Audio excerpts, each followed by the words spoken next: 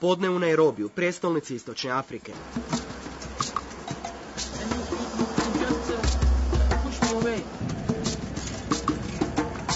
U središtu ulici Koinange, žili kucavici Nairobija, kenijska metropola djeluje poput većine užurbanih suvremenih megapolisa. Koinange Street je centar, poslovni centar, srce grada. Biznis se odvija tijekom dana u Koinange Street. A tijekom noći je centar prostitucije u Nairobiju. Nairobi je golem i kaotičan. Poput svih velikih afričkih gradova, i Nairobi muče svakodnevni prometni čepovi, a vožnja nairobijskim ulicama uvijek je uzbudljiva avantura.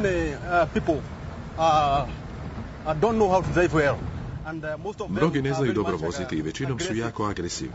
Kad moraš biti jako oprezan, jer voziš pokraj ljudi koji ne znaju kamo idu.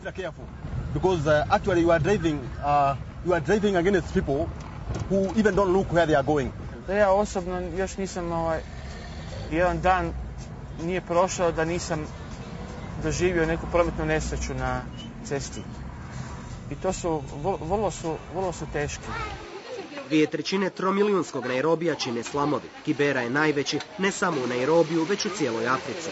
Među ovim stračarama milijun ljudi bori se za preživljavanje u krajnje nehumanim uvjetima.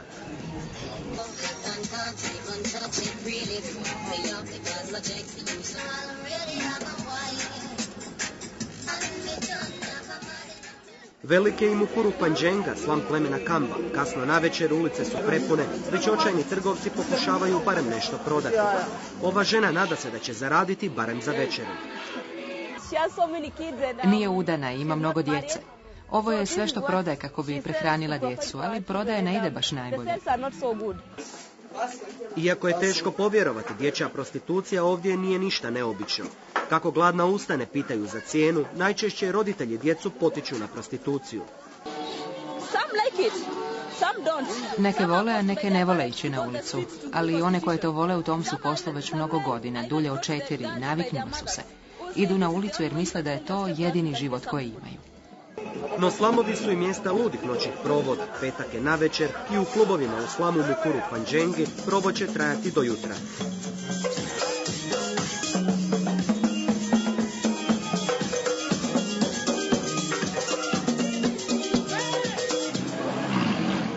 Kada je riječ o opasnosti i kriminalu, Nairobiju nema premca u Istočnoj Africi. Napadi su česti usred bijela dana.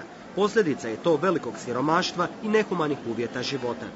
Puno je lopova na ulici, čak i u samom središtu grada.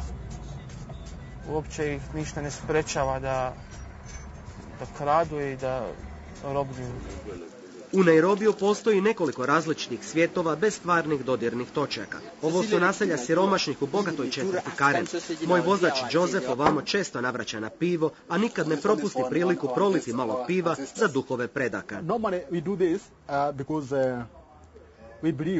Ovo radimo jer vjerujemo da moramo nešto dati duhovima, tako da imamo dug život i puno djece.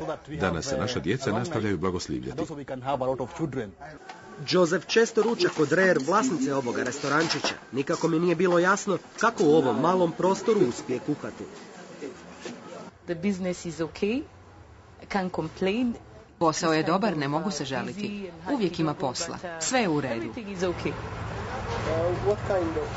Kakvu hranu pripremaš? Rižu s govedinom, pomfrit.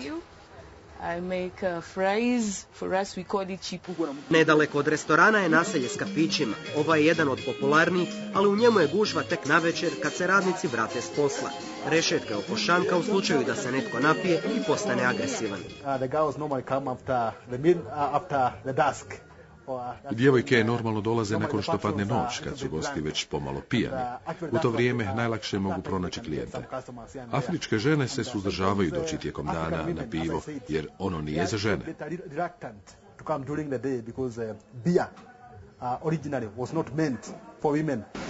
Bijela elita oduvijek je voljela Nairobi, prije svega zbog njegove blage klime. Zavolio ga je i Hrvat Toni Raguž i u rezidencijalnoj četvrti sagradio hotel Palacinu. Mi smo na 1700 metara nadmorske visine i 100 km južno od ekvatora. To je vječno proljeće. Krompir se sadi, kad sazre izvadi se, stavlja se novi. I tako cijelu godinu. Raguž već 25 godina u Keniji razvija biznis i svjedoči razvoju Kenije i Nairobija. Promjene su, kaže, drastične. Bilo je možda 30 automobila na Kenyatta Avenue kad sam ja došao u Keniju, a sada ih ima 1000. Masu škola se novih otvorilo. Otvorilo se 4-5 novih univerziteta. Lako je zavoljeti Afriku, Nairobi još lakše. Ovaj grad pruža gotovo sve što Afrika nudi. Hotele s 5 zvjezdica, luksuzne restorane i bogat noćni život. A u njegovim brojnim slamovima i siromašnim naseljima na periferiji grada može se pronaći ona stara, tradicionalna Afrika.